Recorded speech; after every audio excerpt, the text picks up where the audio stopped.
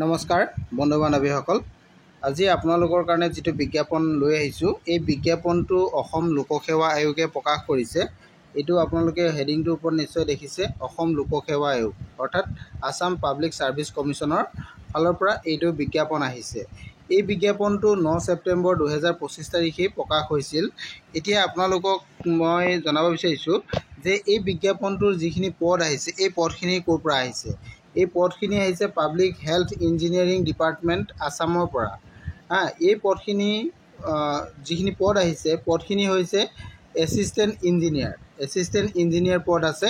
ইয়াতে চিভিলৰ আছে, মেকানিকেল আছে আৰু কেমিকেলৰ এইখিনি পদ আছে। ইয়াতে মুঠ পদ আছে আপোনালোকৰ 50টা, 50টা ইয়াতে মুঠ পদ আছে। আপোনালোকে নিশ্চয় গম পাইছে যে মুঠ পদ 50টা আৰু পদকেইটা হৈছে এছিষ্টেণ্ট ইঞ্জিনিয়াৰ।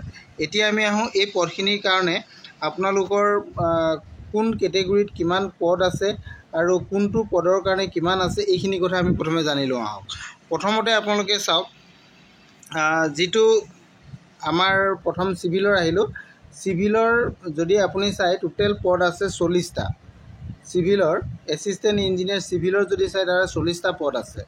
এই 40টা পদৰে আপোনালোকক অপেন কেটেগৰীত দিয়া হৈছে 21টা আৰু RFW দিয়া হৈছে 6টা আৰু OBC আৰু MOBCত আছে 12টা আৰু ইয়াৰে RFWত আছে 4টা।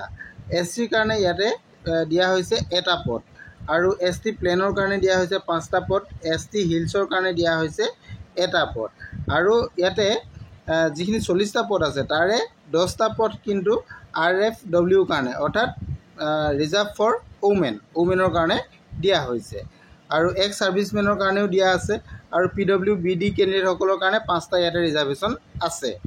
এইখিনি আপোনালোকৰ চিভিলৰ পদকেইটাৰ কথা ক'লোঁ। নেক্সট আপোনালোকৰ যদি চাই আপোনালোকৰ মেকানিকেলৰ পদ চাওঁ, মেকানিকেলৰ যদি পদ চাই তাৰে আছে 5টা আৰু কেমিকেলৰ পদ যদি চাই তাৰো আছে 5টা। গতিকে আপোনালোকে গম পালে যে মুঠ পদ 50টা। এই 50টা পদৰ বিষয়ে সকলোখিনি আপোনালোকে জানিলে। এতিয়া আপোনালোকে এই পদখিনিৰ বিষয়ে কেনেধৰণে আপোনালোকে আবেদন কৰিব এইখিনি কথাও আছে। ইয়াতে আপোনালোকৰ দৰমহা কথাটো প্ৰথমতে আপোনালোকক জনাই লৈছোঁ। দৰমহাটো আপোনালোকৰ pay scale plus grade pay plus other allowances হ'ব।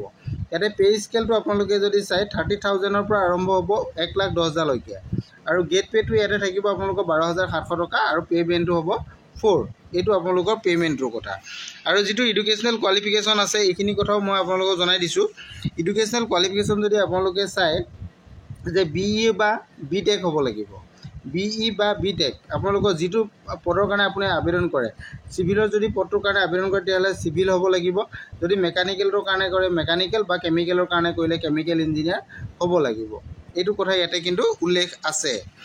আৰু এজৰ কথা যদি আপোনালোকে চাই, এজটো আপোনালোকৰ ইয়াতে 21ৰ পৰা 38 বছৰ বয়সলৈকে দিয়া হৈছে আৰু ইয়াতে SC STৰ কাৰণে 43 ইয়াৰ্ছলৈকে তেওঁলোকে কৰিব পাৰিব আৰু OBC আৰু MOBC 41 ইয়াৰ্ছলৈকে কৰিব পাৰিব আৰু PWBD কেণ্ডিডেট আৰু এক্স ছাৰ্ভিচমেন কেণ্ডিডেটসকলে 50 বছৰ বয়সলৈকে কৰিব পাৰিব। এইটো কথা ইয়াতে উল্লেখ আছে।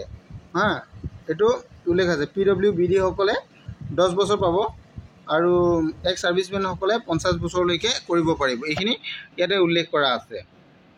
আৰু এই যিখিনি পদ আছে পদখিনিৰ কাৰণে আপোনালোকৰ অনলাইন আবেদনৰ তাৰিখ আৰু লাষ্ট ডেটটো মই আপোনালোকক জনাই দিব বিচাৰিছোঁ। ইয়াৰে অনলাইন ষ্টাৰ্টিংটো হ'ব 15 ছেপ্টেম্বৰৰ পৰা আৰম্ভ হৈছে।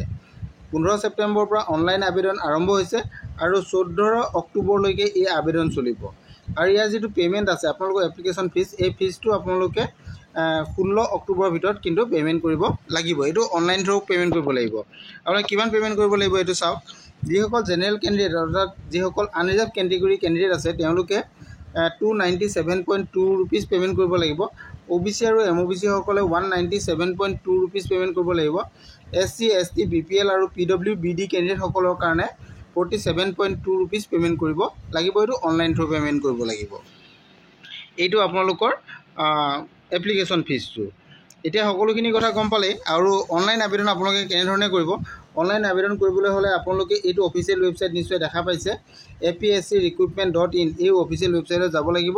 তাতে গৈ আপোনালোকে ৰেজিষ্ট্ৰেশ্যন কৰিব লাগিব। যিসকলে আগতীয়াকৈ ৰেজিষ্ট্ৰেশ্যন কৰা আছে তেওঁলোকে পুনৰ ৰেজিষ্ট্ৰেশ্যন কৰিব নালাগে, তেওঁলোকে ডাইৰেক্ট লগ ইন কৰি ল'ব পাৰিব। আৰু যিসকলে ৰেজিষ্ট্ৰেশ্যন কৰা নাই, নতুনকৈ আহিছে, তেওঁলোকে ৰেজিষ্ট্ৰেশ্যন কৰিব, ৰেজিষ্ট্ৰেশ্যন কৰি লগ ইন কৰি ল'ব। তাৰপিছত আপোনালোকে ফৰ্মেটটো পাব, তাত আপোনালোকে ফৰ্মখন ফিল আপ কৰি দিব পাৰিব। এইখিনি কথাই আছিলে। ইয়াত আপোনালোকে ইনষ্ট্ৰাকশ্যনটো চাই ল'ব, যাতে আপোনালোকে ফটোবিলাক আপলোড কৰোঁতে বা ফটো আৰু ছিগনেচাৰ যেতিয়া আপলোড কৰিব তেতিয়াহ'লে চাইজটো আপোনালোকে কিমান দিব লাগিব এইখিনি কথা ইয়াতে উল্লেখ আছে। এই কথাকেইটা আপোনালোকে লক্ষ্য কৰি ল'ব। গোটেইখিনি কথা আপোনালোকক জনালোৱেই। আৰু সবিশেষ যদি আপোনালোকে জানিব বিচাৰে, যিটো অফিচিয়েল ৱেবছাইট মই আপোনালোকক জনাইছোঁ, এই অফিচিয়েল ৱেবছাইটত গ'লে আপোনালোকে বিজ্ঞাপনটো পাই যাব। তাৰ পৰা আপোনালোকে বিজ্ঞাপন ডাউনলোড কৰি লৈ সবিশেষ নিজে পঢ়ি ল'ব পাৰিব।